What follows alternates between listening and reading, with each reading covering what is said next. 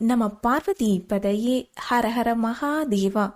முதல்ல இதை யார் சொன்னாங்க, எங்க சொன்னாங்க? வாங்க தெரிஞ்சுக்குவோம். உமாதேவி பர்வதராஜனுக்கு மகளா தோன்றின சமயம் அவங்களுக்கு வைத்த பெயர் பார்வதி.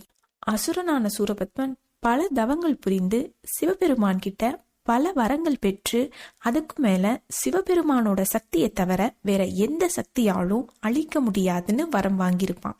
சூரபத்மனால பல இன்னல்களை தேவர்கள் சந்திப்பாங்க.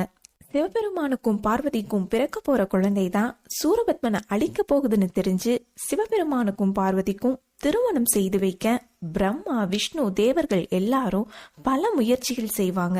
பார்வதிக்கும் சிவபெருமானுக்கும் திருமணம் நடந்த பிறகு அவர்கள் இருவரையும் திருமால் போற்றி வணங்கி கூறிய முழக்கம்தான் நம்ம பார்வதி பதையே அரஹர மகாதேவா.